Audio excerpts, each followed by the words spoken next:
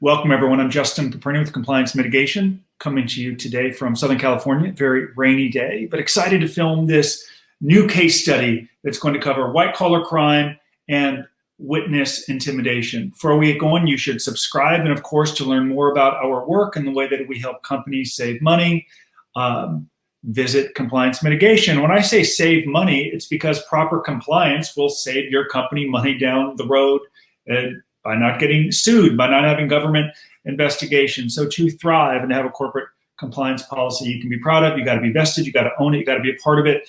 And I think this case study will help you understand the consequences and costs that follow not having proper compliance. So let's get going. The focus of this case study is going to focus on a smaller company in Northern California. And the purpose of this case study is to really learn the risks that follow when you concentrate too much control within a company to one single person. And of course, the consequences that follow witness intimidation. Just the phrase witness intimidation, you know it's going to end badly.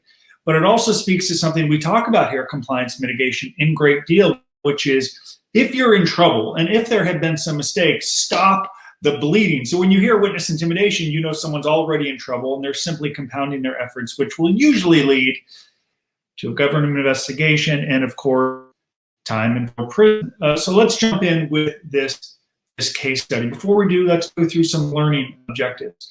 We're going to understand how opportunity and desperation can alter the behavior of individual actions. Look, we got to be authentic here. Everyone on our team has been through the criminal justice system. Our motto, we did time so you don't have to.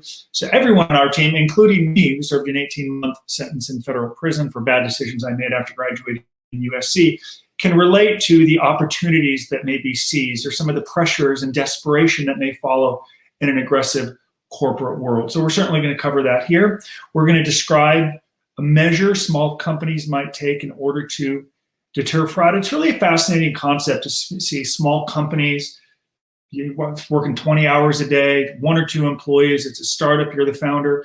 And before you know it, all the work is paid off. You got 24 employees, you're doing $3, $4, $5 million a year in revenues, yet you still have the same compliance protocols that you had when you started it out of your basement or a small office 2 or 3 years earlier. So we're going to talk about some measures that small companies can put in place. Of course, we're going to talk about how the government reacts when someone is accused of a crime, responds with further egregious acts. And in some, if you're in trouble, they already view you as someone who breaks the law or who's willing to walk the fine line.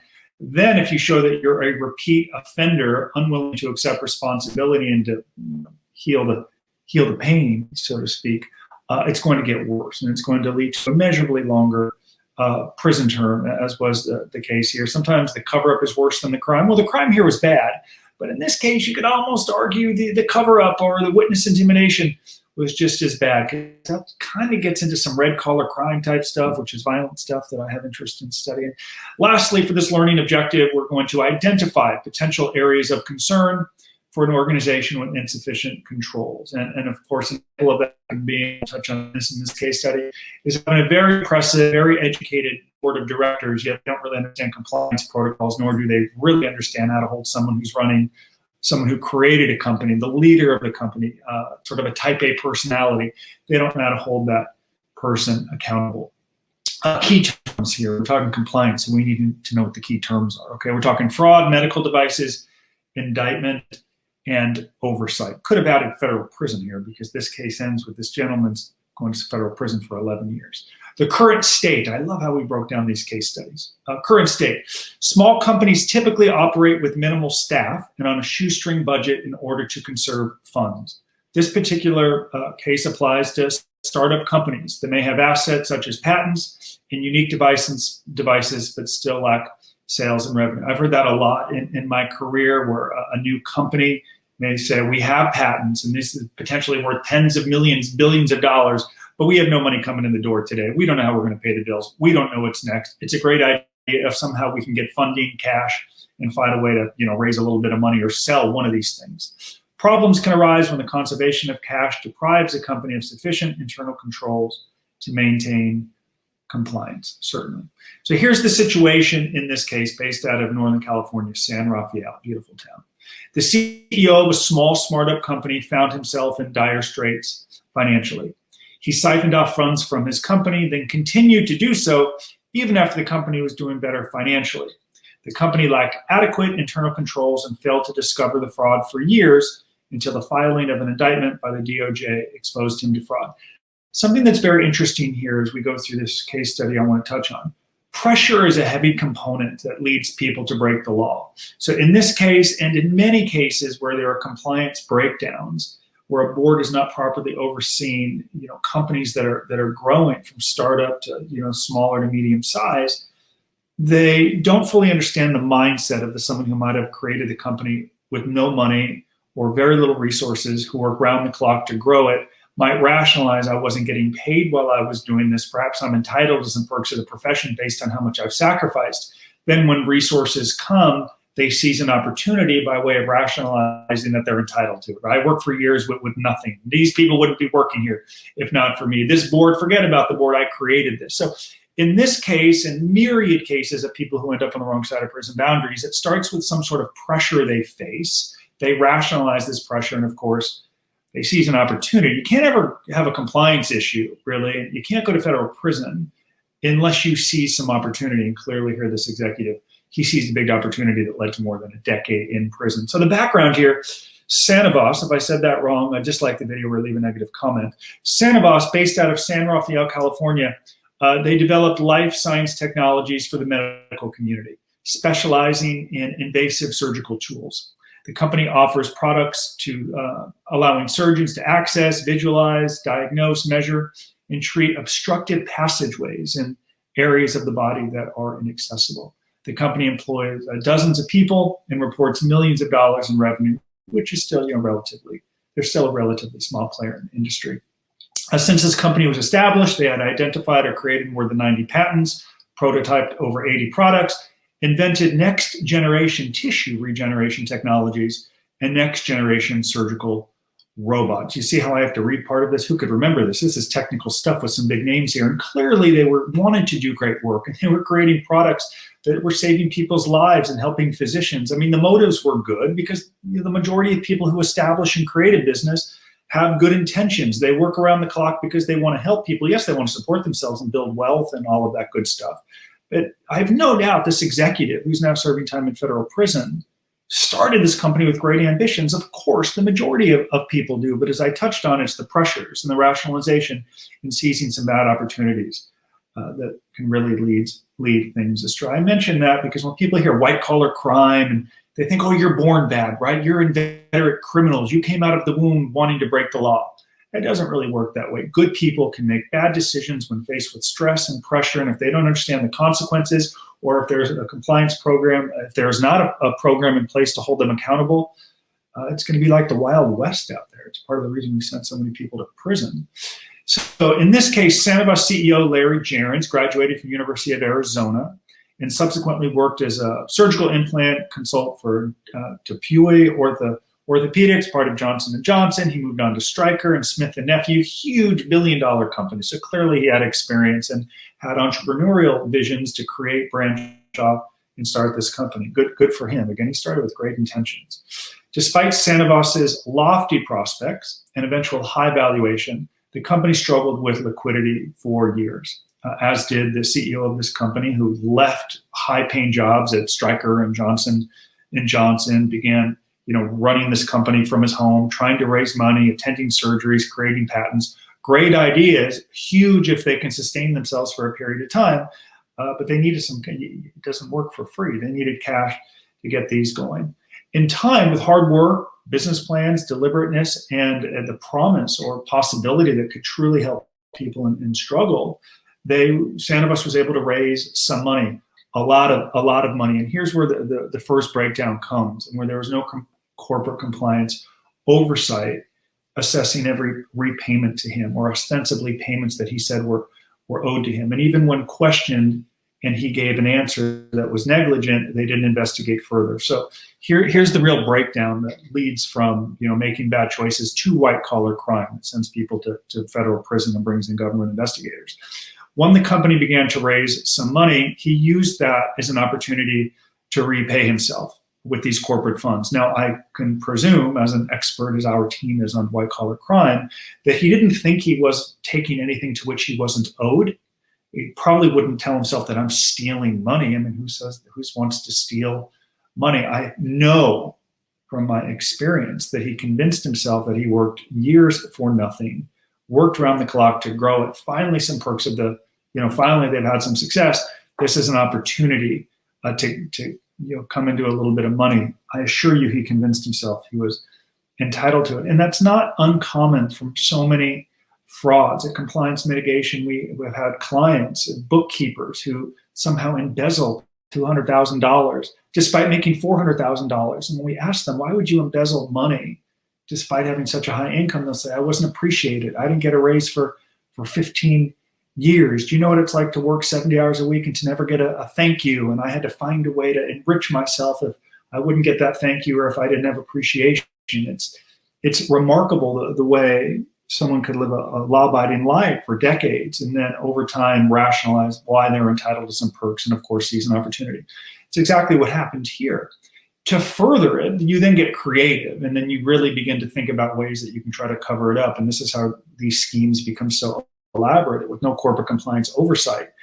Like I said, it was the Wild West. In this case, to get the cash, he created shell companies, purportedly independent to do the work, though, of course, there was no independence because in reality, it was just an opportunity to funnel cash to himself. And without any oversight, Jaren's, what did we write here? No internal oversight over Jaren's existed other than the board of directors, which met infrequently. And while the board of directors were esteemed doctors, they didn't have the skill set. They didn't have the aptitude to really understand corporate governance or really to hold this person accountable.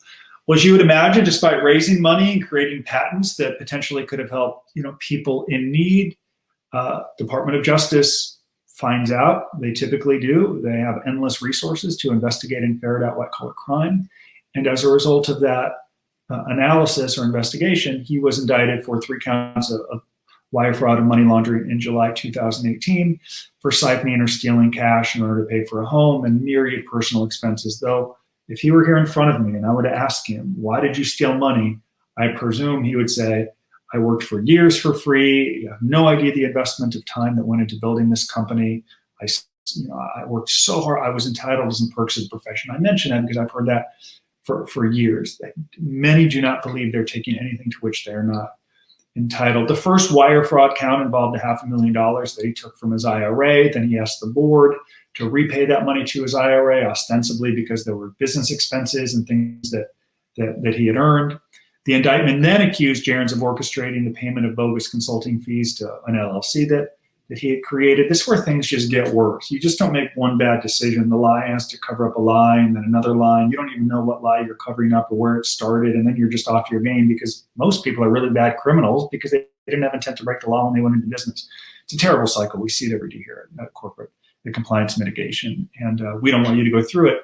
It's the reason you're watching this video. It's the reason you should go to Compliance Mitigation and enroll. Here's the sales pitch. It's free, though. Compliance 101 at Compliance Mitigation is free. And I can assure you, besides getting compliance training, your employees are going to learn. It's going to be long-lasting because all of us who are speaking to you in these videos and through our work have been to prison. We've gone through it, so you don't have to.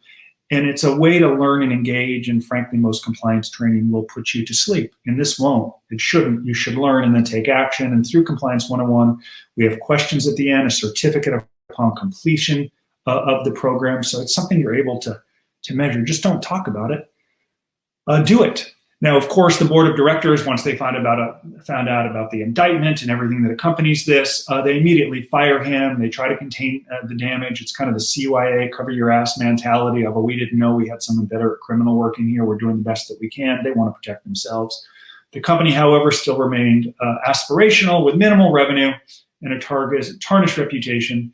They lost millions of dollars due to lack of internal controls, no corporate compliance. So a company that could have been game-changing for physicians and people who could have used these patents they were to create, something that could have been phenomenal and potentially employed tens of thousands of people, left a legacy for this executive and his family. Instead, he's in federal prison with a company that's crashed, and it's kind of like when white-collar crime, this is what happened. right? It's all started, no internal controls, no compliance. We're sitting at home, I presume, rationalizing, I've worked so hard for so long, I'm entitled to some perks of the profession.